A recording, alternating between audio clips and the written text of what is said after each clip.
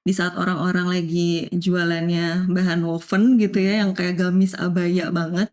Di situ kita bikin midi dress yang dari bahan kaos dan ternyata banyak gitu orang-orang yang Responnya suka baik ya. karena emang casual banget kan sebenarnya, jadi dress tapi pakai bahan kaos. Terus bahan yang kita pakai pun waktu itu udah kita brandingin, udah kita infoin kalau bahan yang kita pakai itu udah standar internasional gitu. Jadi bukan bahan-bahan yang nggak enak gitu. Jadi emang full katun. Dan ternyata orang suka gitu sama model-model yang kayak gitu. Assalamualaikum warahmatullahi wabarakatuh. Selamat datang di The Power of Mode Stock. Saya Hana Farid dan di episode ini kita akan ngobrol sama satu brand yang 2 tahun lalu mempopulerkan katun bolong alias katbol. Dan brand ini adalah salah satu brand yang menurut timnya Mode Stock nih setiap datang ke liputan event pasti ada yang pakai bajunya dari brand ini, yaitu dari Mistifori. Halo Mutia dan Mas Eko. Ini Mutia, ini Mas Eko, biar nggak apa-apa ya. Datang dari Bandung, membawa cerita tentang bagaimana katbol tahun ke tahun menjadi salah satu produk andalannya Mistifori, dan juga bagaimana Mistifori yang dulu sih kayaknya sering ada di bazar-bazar tapi kemudian memutuskan untuk step back dan sekarang berjualan lebih banyak di online. Betul. Nah, kita akan ngobrol-ngobrol gimana ceritanya Mistifori yang sudah 9 tahun jatuh bangun atau bangun terus dalam membesarkan Mistifori ini. Gitu. Oke. Boleh ceritain sama Muti? Mungkin sepanjang perjalanannya Misty gitu ya. Alhamdulillahnya tuh emang dari tahun 2023 itu pertama kali aku launching katun bolong ini nih Mbak, yang aku pakai di tahun 2023 itu tuh kita udah dapet respon yang baik karena emang di saat orang-orang lagi hebohnya sama printing. Sama printing kita tuh malah ngeluarin bordir gitu, dan ternyata banyak yang suka gitu sama si bordir itu. Terus akhirnya dari tahun ke tahun 2024 juga kita ngeluarin lagi koleksi bordir.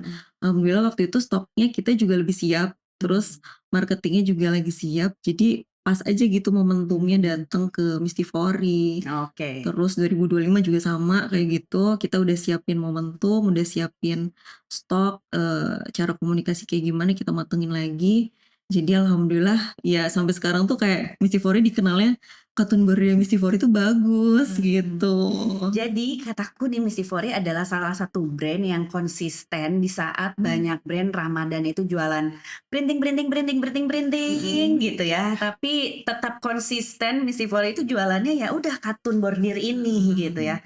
Dan ini salah satu pembelajaran yang menurutku buat brand-brand di luar sana, ketika karakternya kuat selalu ketemu sama customer-nya gitu. Benar. Ya. Nah, pembagian tugasnya nih antara Mas Eko sama Muti itu gimana? Oke, kalau aku sih sebenarnya fokusnya ke branding, ke kreatifnya gitu ya, ke marketingnya. Kalau Pak Eko tuh lebih ke produksi dan sistem ya Pak ya. Sistem. Makanya dia yang Support. ngurusin semua manusia-manusia yang ada di dalam Mistifori-nya gitu. Jadi kalau di persimpel jadi satu kata tuh, dia tuh generator, aku tuh ekstraktornya gitu ya. Pokoknya segala apa yang dia minta aku fasilitasin. Gitu. Suami idaman adalah yang mengakomodir keinginan istri. Kebetulan keinginan istrinya adalah bikin brand. Iya, bikin brand baju gitu. Bikin brand baju, dan ini tuh dimulai sebelum Menikah ya. Benar. Dan katanya berbekal 1,2 juta. Benar. Diputar jadi produk apa dulu tuh saat itu? Karena waktu itu bordir ini kan baru 2023 nih. Iya. Jadi waktu itu kita modal, aku 600.000, dia 600.000. Jadi kita kayak patungan. Split deal gitu. Patungan gitu kan. Terus akhirnya kita belanja bahan waktu itu di Cigondewa Mbak. Orang banyak semuanya banget di situ betul. ya orang-orang. pakai sisa ekspor ya semuanya. Iya, terus kita di situ fokusnya ke bahan-bahan knitting. Jadi kayak bahan-bahan kaos, bahan-bahan rajut. Terus waktu itu kita produk pertamanya itu gamis, tapi pakai bahan kaos. Jadi di saat orang-orang lagi jualannya bahan woven gitu ya, yang kayak gamis abaya banget, di situ kita bikin midi dress yang dari bahan kaos dan ternyata banyak gitu orang-orang yang Responnya suka baik ya. karena emang ya casual banget kan Hmm. sebenarnya, jadi dress tapi pakai bahan kaos. Terus bahan yang kita pakai pun waktu itu udah kita brandingin, udah kita infoin kalau bahan yang kita pakai itu udah standar internasional gitu. Jadi bukan bahan-bahan yang nggak enak gitu. Jadi emang full katun. Dan ternyata orang suka gitu sama model-model yang kayak gitu. Tapi 9 tahun ini kan dari produk aja berubah-ubah kan. Biasanya apa sih momentum sampai akhirnya oke deh kita ganti nih dari tadi yang woven itu aja ganti ke sini gitu kan. Pasti itu pergantiannya ada kan. Benar. Biasanya pergantian itu tuh ditandai apa? Jadi apakah sales yang menurun atau enggak selera Muti yang berubah gitu. Bagaimana? Gimana? Sebenarnya mungkin lebih ke selera aku yang berubah kayaknya. Dianya lagi antusias apa? Sebenarnya betul, intuisi banget dia tuh. Ketika aku lagi sukanya apa, ya aku mencoba bikin itu gitu. Dan ketika udah bosan sama ini, udah deh aku pengen coba yang lain kayak gitu-gitu Jadi sih. transisi produk dan itu tuh beneran dari Muti aja gitu. Lagi lihat barang, oke aku dapet hilalnya gini nih gitu. Betul. Iya. Oh betul. Betul sebegitunya. Oke. Gitu. Jadi nggak seterencana itu sebenarnya. Reaktif banget sih sebenarnya. Reaktif dan impulsif sebenarnya. Betul. Betul ya. Divalidasi. Terus cara ngerem dan kayak biasanya kan kalau orang yang logik kayak istrinya mau ini bentar coba lihat datanya, coba ini gimana tuh? Nah jadi ya translate-nya. Ketika dia muncul itu, aku kayak ngebantu nge-assess dulu. Gitu, ini untuk apa? Dikeluarin ini bagusnya apa? Nah baru dari situ di arrange aja. Jadi biarin dia kayak nge-absorb semuanya tuh. Nah habis itu baru nih aku yang nge-planning gitu bareng sama dia gitu. Ini kita keluarin deh misalnya habis lebaran di Q2 atau di Q3 nanti. Seperti itu sih. Adakah keinginan-keinginan ibu istri ini yang tidak dikabulkan oleh Pak suami? Ya? Kayaknya hampir semua dikabulkan sih. Hampir semua diiyain sih. Karena mungkin ya dia juga percaya gitu. Karena selama ini alhamdulillahnya intuisi aku yang udah berjalan itu ternyata works ya ternyata gitu. Cuman emang dalam eksekusinya tuh gak rapih aja gitu Mbak. Jadi kayak mencelok gitu. Terus tiba-tiba ternyata works ya gitu. Ternyata berhasil ya kayak gitu. Jadi emang tantangannya di situ sih ketika semua kepala dikeluarin. Cuman emang gak rapih gitu ya jadinya. Ya udah deh akhirnya kayak gitu. Aku sering mendengar brand yang istrinya itu sangat intuitif, sangat eksploratif dan brand owner yang pokoknya pakai feeling banget gitu. Nah, bagaimana nih cara-caranya nih sebagai orang yang logik menurunkannya tadi gitu. Misalnya apakah dari sisi produksi ya setengahnya dulu deh dari kapasitas kita yang biasa gitu menjadi sebuah action plan-nya tuh gimana tuh? Jadi kalau misalnya dia lagi intuitifnya lagi kenceng-kenceng ya gitu. Aku tuh nge-assess kebutuhan apa dulu nih dasarnya. Itu dari tim. Mau ngomong sama siapa dulu ini bisa kemana-mana. Nah kayak gitu ya. Terus nanti akhirnya produksi. Oke, feeling kamu mau berapa? Gitu. Dari kapasitas nih. Dari ya? kapasitas. Dari kapasitas produksi nanti kita baru support gitu ya. Feeling aku segini. Nah udah dari situ baru kita rencanain aja. Gitu. Karena kan pasti feeling produksi itu berkaitan sama dana yang harus dikeluarkan. Iya. Tapi kita percaya 100%. Wah. 100%. Luar gitu. Biasa. Karena kalaupun ada apa-apa, dia lebih panas. Iya, aku merasa bertanggung jawab gitu loh. Nah, itu dia. Gitu. Jadi sudah berapa kali polanya itu percaya aja sama ibu. Gitu.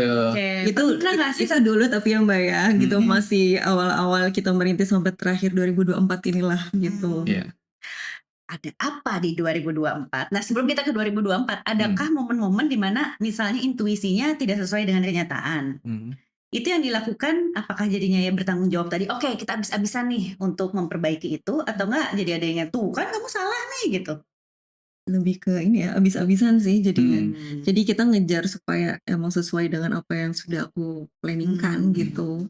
Produknya tetap sama, tapi gaya komunikasi dicoba yang kita ulik, coba cara. lagi ABC kita coba. Oke, jadi penyampaian di penyampaian konten. Penyampaian di konten sama ini sih penyebaran gitu. Distribusi produknya. Distribusi produk ke endorse. Jadi marketingnya digedein. Kayak waktu itu aku sempat menemukan kayak semacam sistem apa sih? Endorse Grilia di waktu yang bersamaan gitu loh Mbak. Jadi waktu itu kita ada produk nih bagus. Cuman emang udah mulai turun. Tapi misal stoknya masih banyak gitu kan. Gimana ya caranya? Akhirnya kita coba endorse Grilia lagi nih buat jadi marketing lagi. Ternyata di situ works. Ketika kita nge-endorse sekitar 20 selebgram ya dulu kan namanya, selebgram bersamaan, ternyata works malah jadi langsung naik lagi, langsung rising lagi Itu gitu. dulu, berarti kita bicara sebelum 2024 ya. Betul. Karena ternyata ada momentum yang spesial di 2024 ini. Nah, coba diceritakan Pak Eko. Di 2024 ada apa nih? Karena dari 2017 ke 2026 itu ada sebuah perubahan yang signifikan di 2024 Betul. ya. Jadi dengan gaya kami yang intuitif, mencoba mengekstrak semampunya, akhirnya sang generator ini tiba-tiba stuck. Itu ada alarmnya gitu, tiba-tiba istri apa lebih banyak ngelamun. Ada. Oh gitu bener. Bener-bener Aku tidak menyadarinya ya. gregetnya tuh jadi kurang. Sampai apa kita bikin brand baru lagi ya? Sempet goyang gitu. Bikin brand baru Bikin lagi. brand baru Wah. lagi. Gitu. Pengen nyoba nge-explore yang lain gitu. Dengan gaya yang lain. Terus Itu kayak jenuh gitu ya. betul. Seperti jenuh itu. Nah terus ya aku diskusi sama teman-teman brand. Kita ini belum seoptimal itu. Gitu. Kita ini belum seoptimal itu. Potensinya masih besar banget sebetulnya. Jadi kita tuh di dalam tuh kayak jenuh aja, padahal di luar sana tuh ngelihat ini masih potensial banget loh. Kok bisa ada gap itu ya? Nah akhirnya kita ngambil keputusan untuk ada rekomendasi dari teman untuk life coaching gitu. Nah disitulah kita akhirnya menggali diri bersamaan nih dari masing-masing, terus akhirnya kita ketemuin, muncul lagi sparks-nya tuh. Gitu. Dan dari situ Muti yang mungkin irit ya kalau ngomong akhirnya bisa mengartikulasi segala keresahannya gitu. Itu life coaching itu kayak marriage consultant gitu berdua gitu atau lebih ke bisnis coaching? Life coaching mindset sih Oh. gitu. Jadi intinya mungkin kita ini kan banyak keresahan. Dan keresahan itu tuh seperti kalau diibaratkan kayak kabut. Gitu. Kita jalan bisa lurus, tapi kalau berkabut ya nggak bisa ngebut kan. Nah, si keresahan-keresahan itu diurutin gitu. Ini tuh kategorinya apa sih? Kita lebih mengenal aja jadinya gitu. Dan kenapa kita seperti itu. Si kabutnya itu dikeluarkan membutuhkan berapa lama tuh prosesnya? 1 tahun ya. 1 tahun sih, lumayan. 1 tahun. Jadi kayak apa ya, ngelurusin benang-benang kusut gitu loh Mbak. Kayak ini tuh atas dasar dorongan apa ya aku kayak gini. Jadi banyak yang kayak gitu-gitu yang kita rasain. Apakah external validation Ya, kayak apakah gitu aku butuh validasi ya, ataukah dorongannya apa nih sebenarnya? Dorongan aku melakukan itu tuh atas dasar apa ya gitu. Jadi dicari tahu dorongan Digali itu sih. gitu. Digali. Ini berdua nih. Berdua. Jadi sesinya masing-masing dulu. Jadi aku sendiri, dia Sonal, sendiri, terus baru nanti digali. diketemuin berdua gitu. Dan itu kan setahun tuh tadi prosesnya. Masih jalan sampai sekarang juga. Oh gitu. Terus Jadi ada maintenance pertemuan terus. rutin gitu. Betul, Ada. iya. Oh. Iya, sampai sekarang. Dan yang paling signifikan dari life coaching itu adalah akhirnya Muti jadi lebih bisa artikulatif tadi ya. Betul. Lebih pede lagi, lebih firm lah dalam mengambil setiap keputusannya. Itu Walaupun sebenarnya life coaching itu nggak yang misalnya coachnya tuh nggak kayak ngasih insight apa-apa gitu loh Mbak. Jadi kayak cuman nanya kenapa. Jadi kita sendiri yang jawab sebenarnya. Terus ketika udah kita menemukan jawabannya, oh ternyata gini ya gitu. Jadi kayak lebih mengenal diri sendiri lagi, terus lebih oh ternyata aku tuh selama ini dorongannya atas dasar karena banyak takut ya, karena nggak pede ya, karena ini ya, jadi makanya kayak gitu hasil-hasilnya. Itu sih yang menurut aku paling kerasa gitu ketika life coaching itu jadi lebih mengenal diri sendiri. Oke, dan sehingga berimpact pada sparks dalam menjalankan bisnis ini juga ya gitu. Ini akhirnya apakah karyawan juga dapat?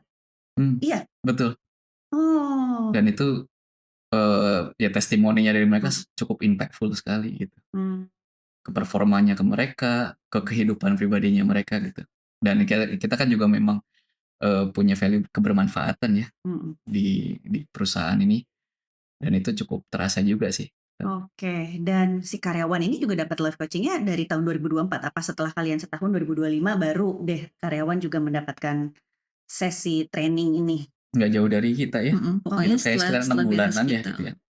setelah beres kita langsung dikasihin ke tim gitu, mana dulu nih kira-kira tim yang sekiranya paling strategis kita coba untuk di life coachingin gitu. Mungkin manajemen level dulu. Manajemen gitu ya. level dulu. Wow, ini yakin pasti ada sebuah investasi yang besar. Iya kan? Lumayan. Iya kan? Karena nggak mungkin life coaching itu teman sebelah gitu kan ya. Pasti adalah seorang yang udah expert kan di bidang ini gitu. Jadi itu sebuah investasi yang willing dikeluarkan oleh perusahaan untuk membangun kepercayaan diri karyawannya gitu ya. Oke, sebuah insight baru. Dan akhirnya efek ke tim sendiri gimana? Apakah jadi lebih bersemangat gitu, atau dia jadi lebih terstruktur dalam berkomunikasi gitu? Betul, jadi efeknya dari tim itu kita kan mayoritas cewek ya. Nah, itu lebih firm. Nah, gitu. Jadi lebih yakin gitu sama. yakin gitu. Biasanya kan banyak bisa ini apa ya, ini ya lebih firm, lebih ini sih mungkin bisa berpikir lebih objektif gitu. Karena kan ya cewek-cewek itu kadang sangat subjektif banget ya, kayak banyaknya perasaan gitu yang ditangkap. Nah sekarang tuh kayak lebih apa ya, lebih jelas gitu. Ini apa ya objektifnya, kenapa kayak gini. Jadi udah nggak ada perasaan kayak kayaknya si itu gini deh, kayaknya si itu gini deh gitu. Jadi terlalu banyak asumsi dan ekspektasi. Ya, kita coba lurusin di situ mindsetnya. Oke, betul sekali, perempuan besar di Jawa Barat banyak asumsi. Aduh, benar sekali. Sunda sekali ya. Sunda sekali, betul. Kayaknya dia nggak suka deh sama aku, padahal itu hanya perasaan aja. Dan itu teh dari top manajemen itu ngeliat tuh seberkabut itu. Jadi data-data yang disampaikan ke kita itu jadinya bias. Nah setelah itu tuh bias personal. Setelah itu ini maksudnya lebih clear gitu ya. Ini strategi yang luar biasa karena biasanya kalau bos gitu atasan lihat karyawan yang nggak jelas gitu ya mendingan dikeluarin aja gitu ya. Tapi instead of dikeluarin malah dicari solusinya gitu. Oke, sekarang kita udah selesai ngomongin tim. Sekarang kita balik lagi ngomongin tadi tuh tren yang biasanya ikutan bazar, terus akhirnya sekarang fokus di online. Apakah ada problem atau ada momentum yang membuat kalian berpikir dikurangin deh bazarnya, lebih mendingan fokus di online aja gitu? Ya, jadi betul kita tuh lagi semenjak coaching itu ya, kita tuh jadi benar-benar fokus kepada internal banget, menguatkan akarnya lah gitu ya, bisa dibilang. Karena sebetulnya aku tuh melihat dari tahun ke tahun tuh mesti tuh growth, tapi kurang rapih, gitu sebetulnya tuh kurang rapih, sehingga dari situ tuh ketika growth-nya mencapai titik pertumbuhannya tuh kena kickback lagi, gitu. Jadi misalnya di awal tahun naik, setelahnya kena kickback lagi. Tapi tahun depan misalnya naik lagi. Nah, kickback-nya itu biasanya di bulan apa? Sehabis Q1, Q2 ke sana gitu. Nah, jadi perencanaan masih belum serapi itulah. Gitu. Nah, jadi di tahun 2024 akhir sampai sekarang tuh kita benar-benar lagi ngerapihin banget semua full sistemnya itu. Dan itu kan ternyata sangat memakan waktu. Gitu. Buat chemistry dengan timnya juga kan seperti itu. Dan mungkin ya buzzer juga kan yang effortnya lumayan tinggi juga gitu kan di kita, apalagi sekarang kita udah ada offline store juga kan. Terus setelah ngebandingin antara buzzer sama offline store, ternyata offline store masih lebih baik gitu kan dibandingin buzzer, karena mungkin buzzer itu banyak hal-hal yang di luar kendali kita gitu loh Mbak. Misal tiba-tiba stoknya ada yang hilang, atau misalnya beres dari bazarnya ini tiba-tiba stoknya jadi nggak keurus gitu, nggak dibalikin lagi ke gudang utama, jadi nggak ada stok oknum yang lebih teliti lagi. Nah hal-hal yang kayak gitu sih yang bikin kita oke deh gimana caranya supaya kita benerin dulu nih sistemnya, kita bikinin dulu kalau kayak step untuk bazar itu kayak apa, baru setelah itunya siap, kita siap tampil lagi gitu di Betul. bazar. Itu Oke. sih yang bikin kita agak sedikit menahan untuk bazar dulu. Oke, sementara bazar itu kan juga masih jadi strategi utama Mm-mm. buat brand ketemu sama customer. Mm-mm. Apalagi buat brand yang belum mampu punya toko. Iya betul. Jadi ya salah satu strateginya ya di bazar itu. Apa aja sih persiapannya sebagai brand yang udah sering ikutan bazar, faktor-faktor yang harus dipertimbangkan ketika mau sukses berjualan bazar. Oke. Pertama mungkin produk yang dibawa ya. Seberapa menarik tuh produk yang dibawa ke bazar gitu. Apa yang biasanya di request. Kita selalu nanya gitu kalau misal mau ada bazar pengen produk apa nih yang dibawa. Jadi Oke. kita bawa itu nggak salah gitu. Oke. Takutnya udah bazar ternyata orang-orang pengennya yang lain gitu kan. Jadi pertama mikirin produknya dulu. Terus yang kedua mungkin dari strategi tim untuk mengkomunikasiinnya ke yang beli. Jadi kayak kita untuk mencoba pendekatan sama customer gitu loh Mbak. Karena kan mungkin kalau di bazar orang-orangnya orang-orang yang udah kenal Misty. Jadi pengennya ya tetap bisa interaksi satu sama lain lagi gitu. Jadi bisa lebih mengenal lagi Misty4 itu kayak gimana. Oke. Jadi yang diatur yang benar-benar yang di brief tuh tim yang datang ke sana gitu. Oke. Berarti kalau dari ceritanya ini lebih enak ikutan bazar kalau udah punya customer base di online dong. Benar sih kalau aku gitu. Kita tuh jadi lebih ke ngevalidasi sebetulnya. Jadi kayak meet and greet, bener bentukan customer Misty itu seperti apa sih? Oke. Gitu. Jadi tetap kualitas komunikasinya dan kedekatannya kita bangun di online. Habis itu kita ketemu fisiknya itu di bazar. Oke. Nah, kita treatmentnya selalu seperti itu. Oke. Dan ya mindset kita akhirnya harus menghadirkan sebuah experience di situ. Itu yang bisa kerasa Misty itu seperti apa gitu. Oke. Jadi bisa digarisbawahi bahwa efektivitas setiap offline store, mau bazar, mau toko, ya tetap aja relationship-nya dibangun online dulu ya. Benar. Gitu. Jadi emang mau nggak mau. Terus secara harga gimana? Sama nggak yang di online sama di offline? Kalau kita sih karena orang suka banding-bandingin ya. Lagi bazar aja katanya suka buka online. Oh, Iya. belinya di online aja, Iya, udah pegang benar. bahan terus belinya di online gitu. Jadi kita sebenarnya agak lumayan kurangin sedikit. Jadi mungkin harganya hampir disamain sama website. Jadi bukan sama marketplace karena kan udah tinggi banget ya. Kita kan harga marketplace sama website tuh beda. Jadi kita sama ini sama harga website, which is itu lebih murah. Terus juga kita biasanya ngasih gift gitu ke mereka. Jadi ada bonus apa. Itu sih yang membedakan bazar kita gitu ya. Kita kompensasi pakai benefit ya. Pakai benefit. Untuk ngebangun relasi sama customer di online itu caranya gimana tuh? Apakah membership atau dari setiap customer yang belanja itu harus disapa lagi gitu? Karena kan membangun relasi itu yang susah. Kalau online tuh kesannya kayak ya udah beli buy gitu. Biasanya kita suka ngadain activity juga gitu kan Mbak. Jadi kita kayak ngundang mereka ke acara gatheringnya kita. Oke. Itu sih yang biasanya kita lakuin untuk tetap bisa saling connect sama customer-customer yang Misty di online. Gitu. Kalau sebelum itu cuman strategi kalau di sosmednya sebetulnya membangun relevansi aja ya, sama relate relevansi sih. gitu. Jadi bagaimana supaya audiens ini tuh benar-benar bisa mengenal Misty aja gitu melalui pesan-pesan yang kita buat ya. Iya, apalagi tadi kan juga Mas Eko bilang Misty4 itu pokoknya mutia banget gitu, mentranslate itu jadi gaya bahasa, video, Betul. foto, video, visual, gitu. Konten-kontennya itu dari Mas Eko sendiri mentranslate-nya gimana tuh? Apakah dari cara ngomong, apakah dari warna gitu, sampai akhirnya orang paham atau enggak, sampai akhirnya Misty4 ketemu sama customer yang kayak Muti gitu. Jadi kalau mentranslate-nya itu tuh lagi-lagi aku nge-assess gitu. Sukanya apa gitu. Nah, dia kan masih suka canggung tuh. Dulu-dulu nih ya. Apalagi kan introvert nih. Betul, introvert yang mentok lagi. Sunda Rata kanan. Jadi aku yang ngedeliver ke tim. Gitu, atau minimal dia nemenin gitu. Jadi kalau misalnya kita meeting bareng sama tim tuh dia ada gitu. Karena walaupun ya dia nggak terlibat di marketingnya ya sebenarnya, tapi minimal dia nemenin lah ya.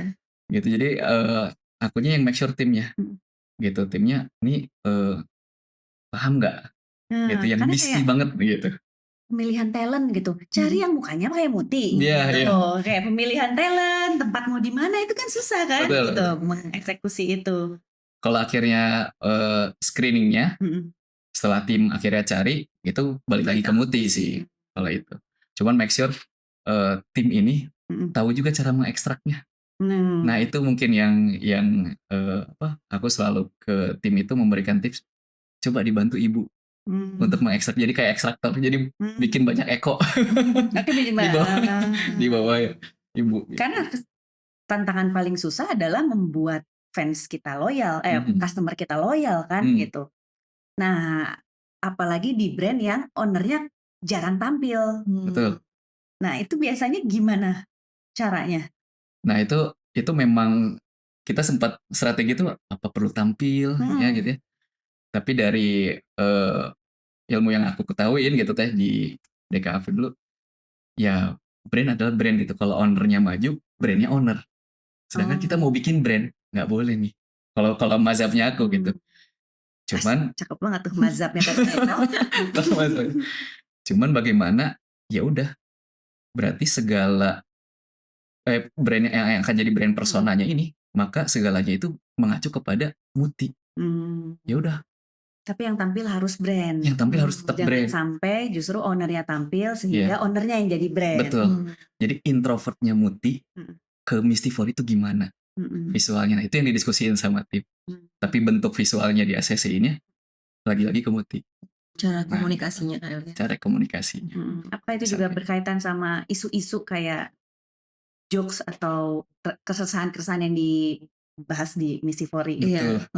Stage hidup. Iya, stage hidup. Kayak kemarin kita bikin campaign raya juga kan itu berdasarkan keresahan pribadi aku sendiri gitu. Akhirnya aku coba tuangkan di Misty supaya aku nyari temen nih, mana nih yang kira-kira relate sama apa yang lagi aku rasain. Dan ketika misalnya orang itu udah relate, itu tuh bakal lebih emotionally attached gitu loh Mbak sama brand kita. Jadi aku emang ngetargetin orang-orang yang mungkin introvert kayak aku juga gitu. Terus bisa berekspresi yang seminimal mungkin juga kayak aku. Berekspresi seminimal mungkin. Dan ternyata banyak gitu orang yang kayak gitu.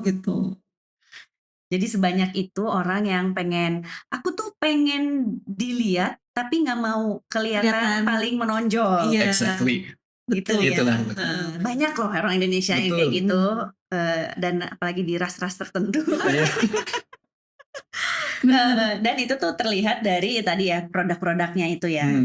Yang kalau dari luar ya kelihatannya blues aja, tapi kalau dari detail, ada bolongnya di sini. Betul. Ternyata ada sletingnya di sini gitu ya. Jadi bahasa itu yang tahu-tahu aja.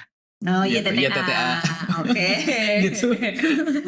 Jadi produk yang YTTA ini yang diketahui sama audiensnya Mistifori. Kalau satu kali artikel keluar itu sebulan berapa kali artikel keluar? Kita per quarter sih biasanya. Jadi nggak biasanya setiap bulan gitu. Paling per quarter itu kita bikin satu koleksi. Biasanya satu koleksi itu ada sekitar 5-4 produk. Gitu. Jadi kadang mungkin bisa 1-2 koleksi lah per quarter itu. Jadi nggak banyak sih. Dan itu langsung sekaligus dikeluarin produksi banyak gitu? Langsung sekaligus. Jadi bukan per minggu atau bukan per bulan, tapi ya kita cari momen yang tepat untuk bisa ngeluarin koleksi ini sesuai dengan tren yang lagi terjadi. Misalnya kayak Agustus itu ada Agustusan kan, kita ada campaign Agustus misalnya ngeluarin produk-produk yang bisa dipakai buat Agustusan gitu. Warna-warna gitu, merah putih. Oke, kalau misalnya produksi masih sama vendor luar atau udah produksi sendiri? Produksi sendiri dari awal. Baru sekarang ini. Yang banyak yang keluarnya. Oke, karena udah tidak memenuhi lagi. Betul, jadi ada beberapa strateginya gitu. Terus bagaimana nih cara Mistifori mengatur jumlah produksi biar tetap sesuai sama momentum, apalagi tadi udah dibilangin ternyata demand-nya nggak sebanding sama kemampuan produksi. Betul. Nah jadi kalau sebelum-sebelumnya itu totally kita low sell terus. Gitu, jadi demand-nya masih tinggi. Oke. Gitu, stok nggak ada, udah kosong, Mhm. berantakan lagi di situ. Jadi mulai lagi. Mulai lagi. Nah itu yang aku maksud tadi kickback-nya itu ya. Nah kalau sekarang aku udah coba hiring tim, ada merchandiser, udah bikin forecast dan lain-lain lah, mengacu kepada 4 tahun ke belakang. Itu kita hitung dari jumlah demand gitu sama kapasitas produksi, di-matching-in gitu. Begitu aja sih sebetulnya dasarnya. Dengan setahun 4 kali itu ya? 4 sampai 7 kali lah ya kayaknya. 4 sampai 7 kali hampir 2 kali lipat Iya ya sih, karena dong. kan satu quarter bisa 2 kali collection. Oke, iya. 1 sampai 2 kali Ramadan collection. berapa koleksi nih? Ramadan itu kita 1 kali collection. 1 aja nih? 1, cuman kita ada produk yang di Q4 itu masih panjang sampai sekarang. Jadi stoknya emang dibanyakin banget buat di Ramadan sekarang. Karena Ramadan sekarang awal banget ya. Awal banget, jadi udah mepet ke Q4 tahun lalu. Oke. Jadi strategi kita tuh kalau setiap Ramadan itu dari Muti itu supaya bagaimana yang dulu itu masih bisa nyambung. Produk yang dulu biasanya kan seasonal, ya udah habis itu stop. Selesai gitu. Kalau lagu tuh kayak ganti album gitu. Nah ini tuh bagaimana tetap bisa dipadu-padankan.